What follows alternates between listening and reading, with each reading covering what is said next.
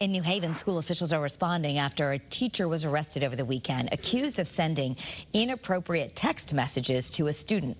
43-year-old Thomas Fargeorge of North Branford is charged with harmful communication with a minor. Police say this text exchange happened during the last school year when this 13-year-old student had him as a math teacher at Benjamin Jepson Magnet School.